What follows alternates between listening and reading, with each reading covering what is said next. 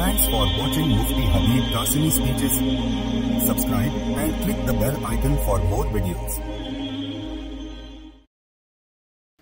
الحمد لوليه والصلاة لوليها وقد قال الله تبارك وتعالى فأعوذ بالله من الشيطان الرجيم نحن أولياؤكم في الحياة الدنيا وفي الآخرة ولكم فيها ما تشتهي أنفسكم ولكم فيها ما تدعون نزلا من غفور رحيم সম্মানিত সুধী আসসালামু আলাইকুম ওয়া রাহমাতুল্লাহি ওয়া বারাকাতুহু আসাদাল্লাহু আওকাতাকুম বিকুল্লি খাইর।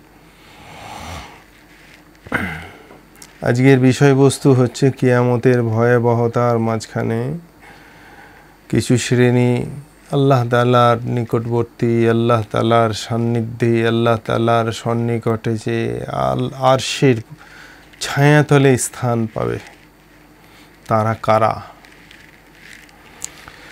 তো পবিত্র কালামে পাকে সূরা ফুসিলাতে এই 30-31 নম্বর আয়াতে আল্লাহ তাআলা যে আয়াতটা নাজিল করেছেন তার মধ্যে বলে দিয়েছেন ফেরেশতাদের অভিব্যক্তি হচ্ছে কি, যে আমরাই তোমাদের বন্ধু দুনিয়ার জীবনে ও আখিরাতে, আর সেখানে তোমাদের জন্য থাকবে যা কিছু তোমাদের মন চাইবে এবং সেখানে তোমাদের জন্য থাকবে যা তোমরা সেখানে ইশতেহা করবে, দাবি করবে, যাচিজ্ঞা করবে, পেতে চাইবে, সব মা তাশতাহি আনফুসুকুম।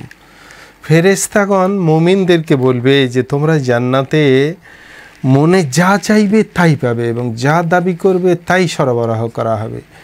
এর সারমর্ম এরকম যে তোমাদের প্রতিটি বাসনা পূর্ণ হবে, তোমরা চাও অথবা নাই চাও।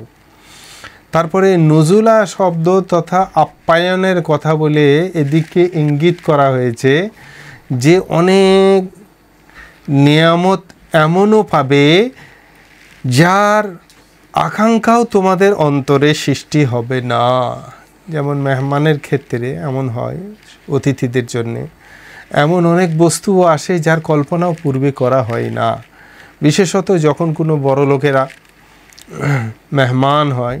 এক হাদিসে রাসূল পাক সাল্লাল্লাহু আলাইহি ওয়াসাল্লাম বলেন, যদি জান্নাতি ব্যক্তিরা মনে করে যে আমার ঘরে একটা ছেলেপিলে হলে ভালো হয়, তাহলে এই তার সন্তান চাওয়া, এই যে বাসনা করা, অন্তরে আকাঙ্ক্ষা হওয়া,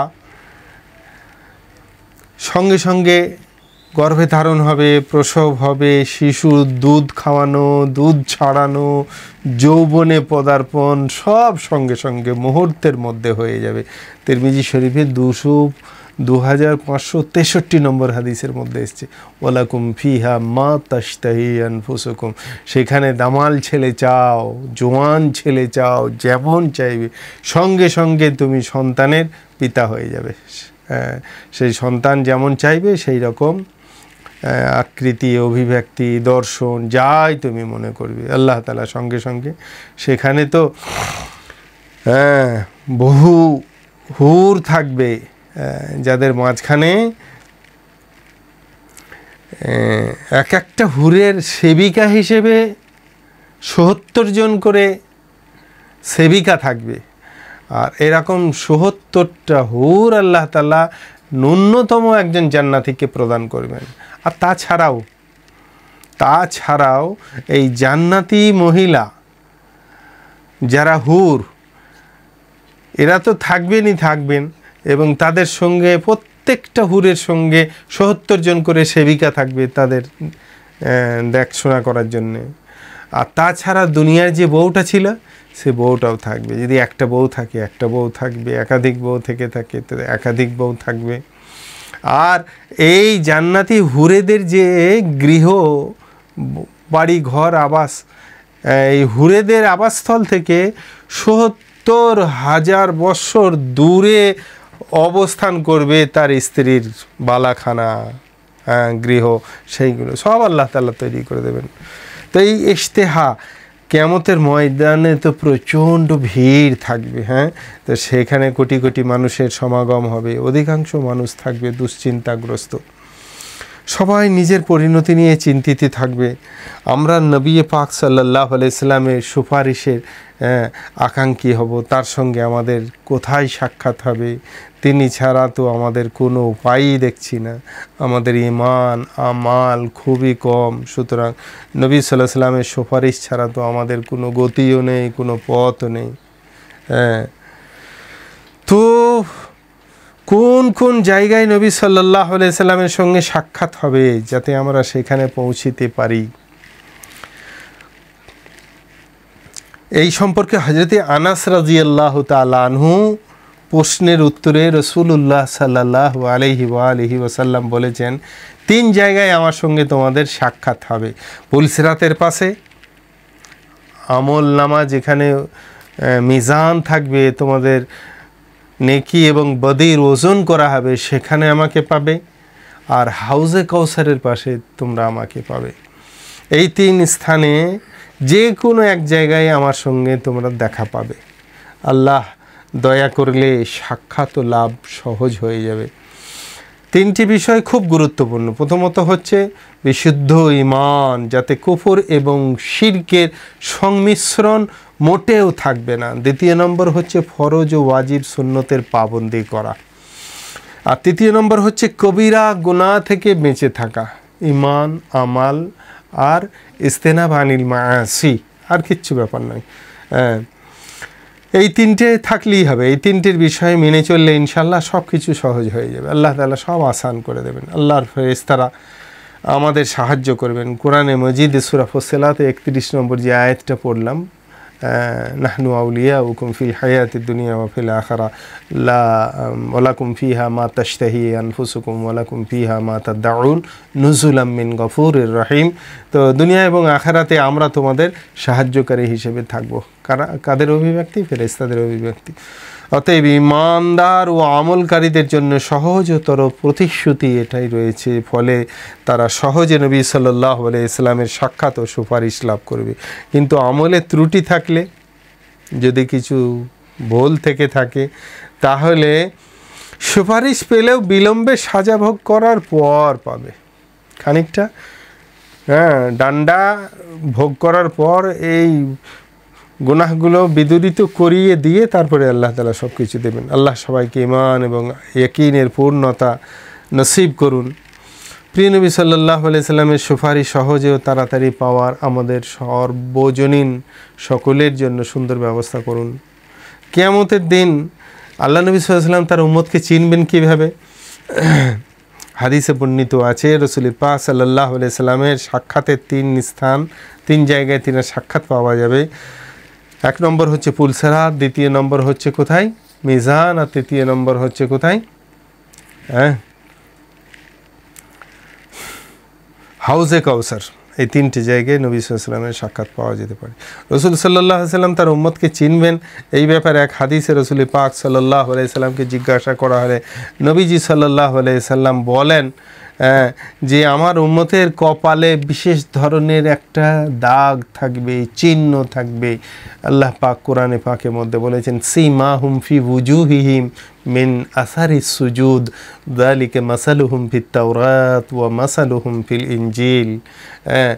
শুধু কোরআনে পাকের মধ্যে নয়, এর পূর্ববর্তী যে আসমানি কিতাব ইহুদিদের ওপর, নাসারাদের ওপরে, খ্রিস্টানদের ওপরে যে আসমানি কিতাব নাজিল হয়েছে, তার মধ্যে আল্লাহ তাআলা কথা বলেছেন তাদের কপালে চিহ্ন থাকবে কিসের? আসারে সুজুদ, সিজদা করার জন্য তাদের কপালে দাগ থাকবে। তেমনি আমার উম্মতের কপালে সিজদার দাগের কারণে যে বিশেষ এক ধরনের চিহ্ন থাকবে।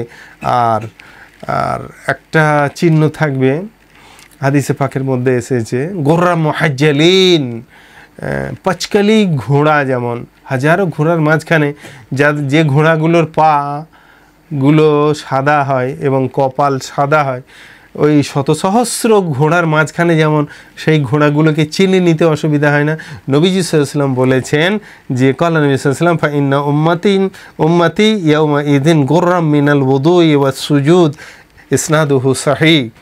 তো এই ওযুর জন্যে তাদের হস্তপদ উজ্জ্বলময় হয়ে থাকবে, আর সাজদার জন্যে তাদের কপাল উজ্জ্বল এবং বিশেষ চিহ্ন সঙ্গে জড়িত থাকবে।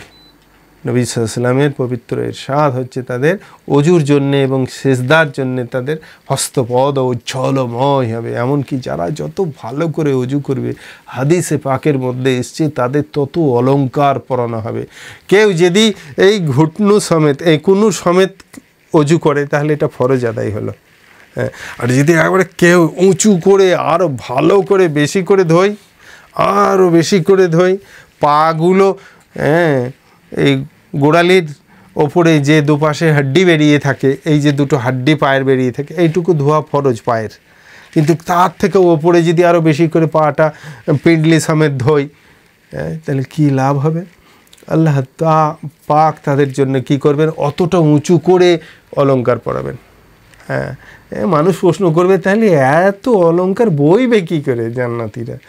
একটা জান্নাতিকে শত লেবাস পরানো হবে, অথচ সেই জান্নাতির সামনে থেকে পেছনে সব দেখা যাবে, পেছন থেকে সামনে সব দেখা যাবে। আজকালকার যেমন কম্পিউটার বার হয়েছে, ল্যাপটপ বার হয়েছে, ল্যাপটপ সামনে থাকলেও গ্লাসের ল্যাপটপ এদিক থেকেও দেখতে পাবে, কিন্তু সামনে যারা বসে আছে তারা সামনে থেকে এই ল্যাপটপের সামনের এই ফিগারটা তাদের অন্তরায় হবে না। তারা এই ব্যক্তিকে, আমার সামনে যদি এরকম ল্যাপটপ খোলা থাকে তাহলে এটা গ্লাসের হবে, আমি এখান থেকে ল্যাপটপের লেখাগুলো দেখতে পাবো, কিন্তু ওদিক থেকে মানুষজন আমাকে দেখতে পাবে। এই রকম জান্নাতীদেরকে শতাধিক বস্ত্র পরানো হবে, তারপরেও তাদের সামনে থেকে পেছনে, পেছন থেকে সামনে সবাই দেখতে পাবে। তাহলে ভারী হবে তো, ওজন হবে তো, গরম লাগবে তো? না, কিচ্ছু হবে না। আল্লাহ তাআলা তাদের সহজে সকলের জন্য সহজলভ্য করে দেবেন। একাধিক পোশাক পরতে যেমন মানুষ ভালোবাসে, জান্নাতে গিয়ে তো আরও বেশি পোশাক পরতে চাইবে। মোজা পরে, হাত মোজা পরে, পা মোজা পরে, তারপরে আন্ডারওয়্যার এসব জাঙ্গিয়া টাঙ্গিয়া পরে, তারপরে প্যান্ট পরে, তারপরে কী বলে টি শার্ট বা এই হাতওয়ালা জামা পরে, তার উপরে টাই পরে, তার উপরে কোট পরে, তার উপরে টুপি পরে, পাগড়ি পরে, ইত্যাদি ইত্যাদি কত কী পরতে মানুষ ভালোবাসে। তো জান্নাতে গিয়ে তো এরকম ভালোবাসবি। তো সেই ভালোবাসাটা বলছে শতাধিক পোশাক তার গায়ে চাপানো থাকবে, কিন্তু তার উপরে কোনো চাপ সৃষ্টি হবে না, তার কোনো কষ্ট হবে না, তার গরম লাগবে না, তার সামনে থেকে পেছনে সব দেখা যাবে। তো নবী সাল্লাল্লাহু আলাইহি ওয়াসাল্লাম কিয়ামতের 10টা আলামতের কথা বর্ণনা করেছেন। সেটা হচ্ছে কিয়ামতের বড় আলামতগুলির সঙ্গে উলামায়ে কেরামের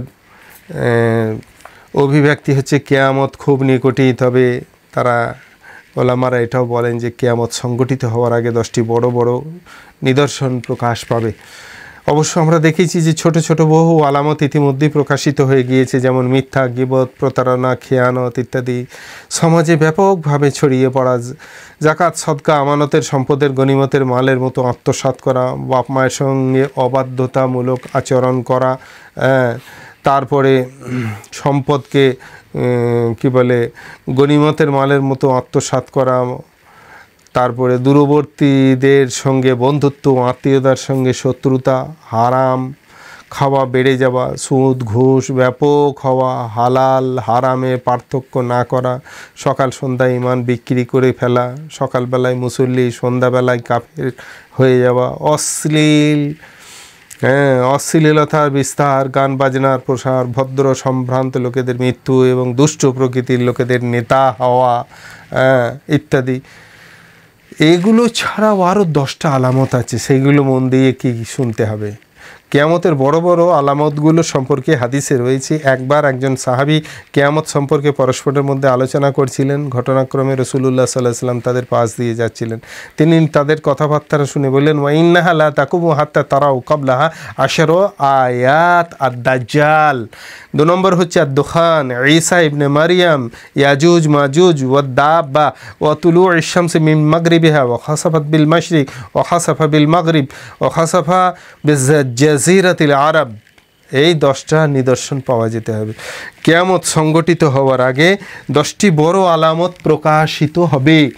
সেগুলো হচ্ছে প্রথমত দাজ্জালের আবির্ভাব হওয়া, ধোঁয়া বের হওয়া, ঈসা ইবনে মারিয়াম আলাইহিস সালামের আসমান থেকে তার অবতরণ হওয়া, বাইতুল মুকাদ্দাসে ইয়াজুজ মাজুজের প্রকাশ ঘটা, দাব্বাতুল আরদের উত্থিত হওয়া, তারপরে পশ্চিমে সূর্য উদিত হওয়া পশ্চিম গগনে, তারপরে প্রাচ্য দেশগুলিতে ধসে যাওয়া, ভূমিকম্পে ধসে যাবে প্রাচ্য দেশগুলি শুধু নয়, তার সঙ্গে পাশ্চাত্য দেশসমূহ মাটির তলায় সব ধসে যাবে। তারপরে আরব উপদ্বীপ যেগুলো রয়েছে, জাজিরাতুল আরব যাকে বলা হয়, এইগুলো সব ধসে যাবে।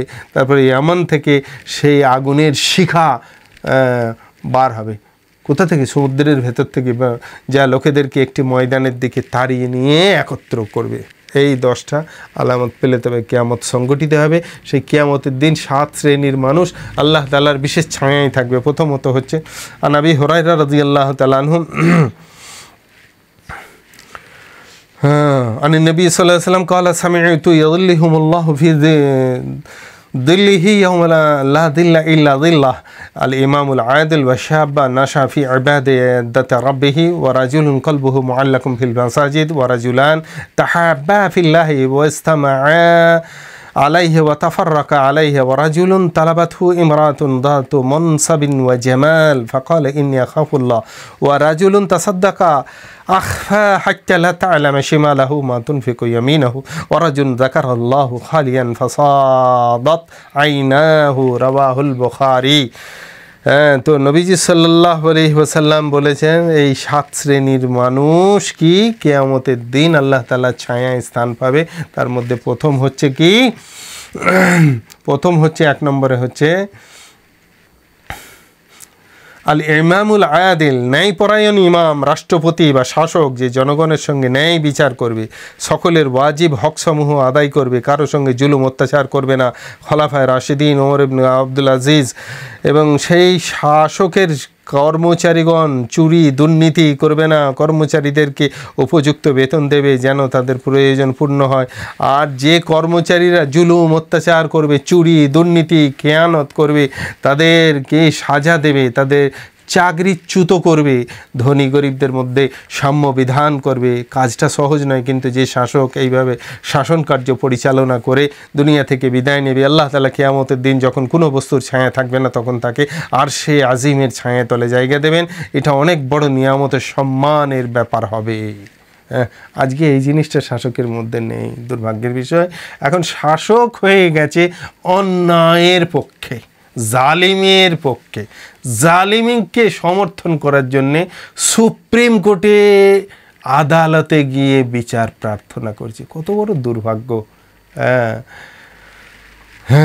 আল্লাহ তাআলা নিরসন তো নিশ্চয়ই করবে ব্যবস্থা। আর দ্বিতীয়, যারা কিয়ামতের ছায়ায় আশ্রয় পাবে সেই ব্যক্তি যে যৌবনের প্রারম্ভ থেকে ইবাদতে মগ্ন ছিল।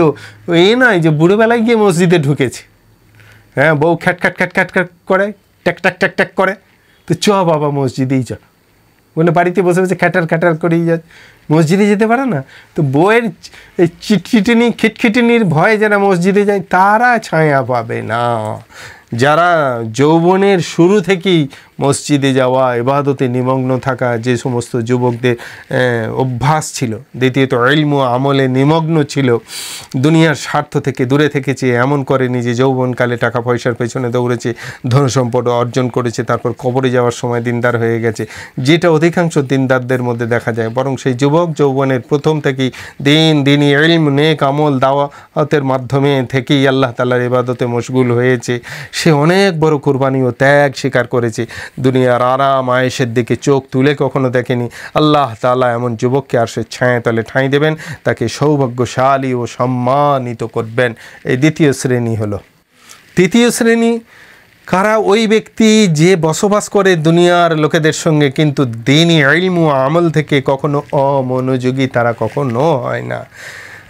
দোকানদারি করে কিন্তু তার অন্তর মসজিদের সঙ্গে লেগে থাকে, আজানের সঙ্গে সঙ্গে সব কিছু বন্ধ করে দিয়ে অজু করে মসজিদে চলে যায়, নামাজে, জিকিরে, তাসবিহ তাহলিলের মধ্যে লেগে যায়, নামাজ শেষ না হওয়া পর্যন্ত মসজিদে থাকে, নামাজ শেষ হওয়ার পরে তাসবিহ তাহলিল শেষ হওয়ার পরে হালাল উপার্জনের জন্যে বার হয়ে পড়ে। সেই জন্য মসজিদ থেকে বার হওয়ার সময় দোয়া পড়া হয় না, আল্লাহুম্মা ইন্নী আসআলুকা মিন ফদলিকাল আযীম। আল্লাহ তাআলার ফদল, এটা আল্লাহ তাআলার ঘর থেকে বার হওয়ার সময় চেয়ে বার হতে হয়। তো সেই জন্যে হালাল উপার্জনে তারপরে মসজিদ থেকে বার হয়ে ব্যস্ত পড়বে, অথবা যে কোনো কৃষক যে হালাল উপার্জনের জন্য কৃষি পেশাকে সে অবলম্বন করেছে, করতেই পারে, কিন্তু তার অন্তর মসজিদের সঙ্গে আটকে আছে, নামাজের পাবন্দি করে, তার কোনো নামাজ কাজা হয় না। কর্মস্থলে থাকলে, চাষের ক্ষেতে থাকলে সেখানে আরও সাথীদের নিয়ে সঙ্গবদ্ধভাবে নামাজ পড়ে নেয়, আজান দিয়ে তকবীর দিয়ে নামাজ পড়ে চাষিরাও, জামাতের সঙ্গে নামাজ পড়ে, ফরজ ওয়াজিব ও সুন্নতের দিকে লক্ষ্য করে নামাজ আদায় করে, তাতে সামান্যতম ত্রুটি ও অলসতা করে না। উল্লেখ্য, যে ব্যক্তি এভাবে নামাজের পাবন্দি করবে যে অন্যান্য ইবাদতেও তার সঙ্গে নিবিষ্ট অবশ্যই থাকবে, তার অন্তর যখন মসজিদের সঙ্গে জুড়ে থাকবে তখন সে আল্লাহর স্মরণ থেকে গাফেল হবে না, সর্বদা আল্লাহ তাআলার স্মরণে সে ডুবে থাকবে। আর যে ব্যক্তি আল্লাহর স্মরণে মগ্ন থাকবে সে আল্লাহর হক সমূহের পাশাপাশি বান্দাদের হকও আদায় করবে। কেননা তার অন্তর মসজিদ ও মসজিদের মালিকের সঙ্গে ইত্তেসাল বা জুড়ে আছে। তখন সে আল্লাহ তাআলার নাফরমানি কীভাবে সে করবে? আল্লাহ তাআলা এমন কৃষক ও এমন ব্যবসায়ীদেরকে যার অন্তর সবসময় মুআল্লাকুম বিল মসজিদ, তার রবের সঙ্গে লেগে থাকে, তার রবের ঘরের সঙ্গে তাদের দিলগুলিকে আটকে পড়ে থাকে, তাদেরকে আল্লাহ তাআলা আর সে ছায়ায় স্থান দেবেন। তার মানে দুনিয়ায় যে কোনো ব্যস্ততার মধ্যে থাকুক না কেন, তার অন্তর সব সময় মনে থাকে যে তাই তো জোহরের সময় হয়ে এলো, তাই তো আসরের সময় হয়ে এলো, তাই তো ঈশার সময় হয়ে এলো। অন্য কাজের ব্যস্ততার মাঝখানে মনটা মসজিদের মধ্যে পড়ে থাকে। আল্লাহ তাআলা এইরকম ব্যবসায়ী হোক, চাষিজীবী হোক, কর্মচারী হোক, সে চাকরিজীবী হোক, গভর্নমেন্ট সার্ভেন্টই হোক আর পাবলিক সার্ভেন্টই হোক, তাদের সকলের জন্যে যাদের মসজিদে অন্তরটা লেগে থাকে, আটকে থাকে, লটকানো থাকে, তাদের জন্য আল্লাহ তাআলা কাল কিয়ামতের ময়দানে আর সে ছায়া তলে আশ্রয় দেওয়ার জন্যে আল্লাহ নবী সাল্লাল্লাহু আলাইহি সাল্লাম খুশখবরি দিয়ে গেছেন। আর চতুর্থ নম্বর হচ্ছে যে দুই মুসলমান যারা পরস্পরকে ভালোবাসে শুধুমাত্র দিনের কারণে, একে অপরের সঙ্গে আল হুব্বু ফিল্লাহ ওয়াল বুগদু ফিল্লাহ, আল হুব্বু লিল্লাহ ওয়াল বুগদু লিল্লাহ, বুঝে এসেছে তো? তাদের একে অপরের মধ্যে ভালোবাসা, তারা পরস্পরকে এই জন্য ভালোবাসত যে দিনদার, ইলমের অধিকারী, মুত্তাকি, চরিত্রবান, তাদের লেনদেন দিনের কারণে, তাদের মুআমালা ও জীবনযাপনও দিন এবং দিনই জীবনযাপনের ভিত্তির উপর, তাদের মেলামেশা ও দিনই তাগিদে, তাদের নৈকট্য ও দূরত্ব শুধুমাত্র দিনের কারণে হয়। তো এই দুই ব্যক্তি তো একে অপরকে ভালোবাসে মূলত আল্লাহর দিনের ভালোবাসার কারণে। তাদের সম্পর্কের ভিত্তি হলো দিন, তাই এই দুই ব্যক্তিকে আল্লাহ তাআলা ভালোবাসেন, যারা একে অপরকে ভালোবাসে বা একে অপরে একত্রিত হয়, একে অপরে পৃথক হয়ে যায়, শুধু কিসের জন্য? দিনের জন্যে। তাদেরকে কিয়ামতের দিন তিনি আরশের নিচেই এই দুই সম্প্রদায় কি যারা একে অপরের সঙ্গে পৃথকীকরণ হয়, একত্রিত হয়, ভালোবাসে, আল্লাহ তাআলা এদেরকে কাল কিয়ামতের ময়দানে আরশের ছায়াতলে স্থান দেবেন। আর পঞ্চম ওই ব্যক্তি যে দিনদার ও খোদাভীরু, আল্লাহ তাআলাকে ভয় খায়, তার ইলম, আমল ও চালচলন পরিপূর্ণ দিন মোতাবেক, তাই যখন কোনো সুন্দরী মেয়ে তাকে অন্যায় আনন্দের দিকে আহ্বান করে সে জবাবে বলে আমি তো আল্লাহকে ভয় করি, এমন ব্যক্তিকে আল্লাহ তাআলা ভালোবাসেন। কিয়ামতের দিন তাকে তিনি আরশের ছায়ার নিচেই আল্লাহ তাআলা তাকে আশ্রয় দিয়ে পুরস্কৃত করবেন। এই নারী পুরুষের একে অপরের প্রতি আকর্ষণ হওয়া এটা কিন্তু কোনো অস্বাভাবিক ব্যাপার নয়, কারণ অচিরেই একটা পুরুষ একটা নারীর দিকে আকর্ষণ, একটা নারী একটা পুরুষের দিকে আকর্ষণ হতেই পারে। একজন সাহাবী এসে বলছেন, হুজুর আমি একটা মেয়ে ছেলেকে দেখে তাকে আমি চুম্বন করে ফেলেছি। নবী সাল্লাল্লাহু আলাইহি ওয়াসাল্লাম বললেন তারাফা ইন্নাহারি ওয়া দুলাফা মিনাল লাইল ইন্নাল হাসানাতি ইউযহিবনা সাইয়্যাত। এটা তো হতে পারে। এমন কি আল্লাহ নবী সাল্লাল্লাহু আলাইহি সাল্লামের আব্বাকে একটা মেয়ে ছেলে দেখে, হযরত আব্দুল্লাহকে একটা মেয়ে ছেলে দেখে, সে এক গণৎকার মেয়ে ছেলে, সে দেখেই চিনতে পেরে গেছে, আরে বাপরে এর মুখ দেখে তো কপাল দেখে মনে হচ্ছে এই সেই মহানবীর এই মানে মূলধনের মধ্যে আটকে আছে, তখন সে তার কাছে রতি ভিক্ষা করে সেই মেয়ে ছেলেটা। বুঝেছে? ভয়ে নবীজির আব্বা ছুটে পালিয়ে গেছেন। হ্যাঁ, গিয়ে তার দাদা সব বুঝতে পেরেছেন, গিয়ে তাড়াতাড়ি নবীজির আব্বাকে বিয়ে দিয়েছেন এবং পরবর্তীতে আবার সেই মেয়ে ছেলেটার সঙ্গে সাক্ষাৎ হয়েছিল। তখন সেই মেয়ে ছেলেটা বলছে, বলো তো আজকে তোমার কপালে সেই জিনিসটা তো দেখছি না, মহানবীর মূলধন যেটা তোমার মধ্যে বিদ্যমান ছিল। তখন তিনি বলছে, তোমার ভয়ে তো আমি পালিয়ে গেছি, গিয়ে আমি বিয়ে থা করেছি। বলছে, সেই নারীটাকে? তো সেই রতিভিক্ষা একজন এইরকম গণৎকার নারীও নবীজির আব্বার কাছে চেয়েছিল।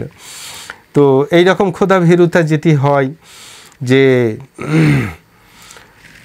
আল্লাহ তাআলাকে ভয় করে এবং তাকে কোনো সুন্দরী এবং সম্ভ্রান্ত নারী, নোংরা নারী ডাকলে এই চল বলে হটিয়ে দেওয়া খুব সহজ, কিন্তু সম্ভ্রান্ত নারী, বংশমর্যাদা আছে, সৌন্দর্যতা আছে, যেগুলো আকর্ষণের কারণ, সেই রকম নারী যদি ডাকে, তারপরেও সে যদি তাকে উপেক্ষা করে, আল্লাহ তাআলা এরকম যুবককে বা এরকম যুবতী যাদেরকে পুরুষরা আহ্বান করে এবং তাকে দুচ্ছেই করে তাড়িয়ে দেয় আল্লাহকে ভয় করে, তো এই রকম উভয় সম্প্রদায়কে আল্লাহ তাআলা কাল কিয়ামতের ময়দানে আর সে ছায়াতলে সম্মানিত করে আশ্রয় দেবেন। কিসের? ছায়ায় আশ্রয় দিয়ে তাদেরকে পুরস্কৃত করবেন। আর 6 নম্বর হচ্ছে সে ব্যক্তি যে শরীয়তের জরুরি বিধানের উপর আমল করে এবং সেই সঙ্গে চুপে চুপে সদকা খয়রাত করে, গরিবদেরকে সাহায্য করে, অসচ্ছল পরিবারদের বিয়ে শাদির ব্যবস্থা করে, যা কেউ জানে না, কোনো ইলম অন্বেষণকারী ছাত্রকে বা আলেমকে সাহায্য করে গোপনে, এমনভাবে সে দান করে, ডান হাতে দান করলে সেটা তার বাঁ হাতও যা টের পায় না। তো আল্লাহ তাআলা এমন দানশীলকে পছন্দ করেন, কিয়ামতের দিন তাকে তিনি আরশের নিচে স্থান দিয়ে সম্মানিত করবেন, যদি সেই দানটা হয় কিসের জন্যে? আল্লাহ তাআলার সন্তুষ্টি বিধানের জন্য। আল্লাহ তাআলা এরকম দানিকেও, আল্লাহ তাআলা এই গোপনে দানিকেও কী করবেন? তাকে কিয়ামতের এই ভয়াবহ দিনে আরশের ছায়াতলে আশ্রয় দেবেন। আর শুধু গোপনীয়তাই নয়, অবস্থা ভেদে যেখানে লোকালয়ে দান করার প্রতি বিশেষ মানে যেটি দেখা যায় যে এটাই পজিটিভ দিক, আমার দান দেখে অন্যজন উৎসাহিত হবে দান করার জন্য, তাহলে সেখানে প্রকাশ্যে দান করা কোনো অংশে কম মূল্যবান নয়, বরং গোপনীয়তার থেকেও হয়তো প্রকাশ্য দানটা বেশি মূল্যবান হয়ে যেতে পারে। তবে যেহেতু প্রকাশ্য দানে লৌকিকতার একটা ভয় থেকে থাকে, সেই জন্য এখানে গোপনীয়তার কথা বলা হয়েছে। হ্যাঁ, আল্লাহ তাআলা এই দানিকেও আল্লাহ তাআলা কিয়ামতের ময়দানে আর সে ছায়াতলায় স্থান দেবেন। আর সর্বশেষ যে সম্প্রদায়, সে সম্প্রদায়টা হচ্ছে যে আল্লাহকে ভয় করে অশ্রুপাত করে, চোখের পানি ফেলে, রাত্রের অন্ধকারে নির্জনে বসে আল্লাহ তাআলাকে ভয় করে, এমন ব্যক্তি সেই হতে পারে যে আল্লাহর বিধানের জ্ঞান রাখে এবং সেই অনুযায়ী আমল করে। কিন্তু কেবল এতটুকুই নয়, বরং সে সর্বদা আল্লাহর মহান সত্তাকে এমনভাবে তার অন্তরে ধারণ করে, এই জন্যে তার চোখ অশ্রু সিক্ত থাকে, সব সময় চোখ ভিজে ভিজে থাকে। একাকী সে নামাজে ও মোনাজাতের মধ্যে কান্নাকাটি করে, নামাজের মধ্যেও টপ টপ করে কোরআনের আয়াতগুলো তার অন্তরে যখন বিকশিত হয়, সেইগুলোর অর্থবোধক হয়, তখন সে কেঁদে ফেলে। আর এমন ব্যক্তি আল্লাহ তাআলার প্রিয়, তাকে তিনি কিয়ামতের দিন আরশের নিচে ছায়া দিয়ে সম্মানিত করবেন, শান্তি দান করবেন। সেই জন্য সকল মুসলমানদের এটা চিন্তা ভাবনা করা উচিত যে দিন ইসলাম কত বড় আল্লাহ তাআলার মহা নিয়ামত।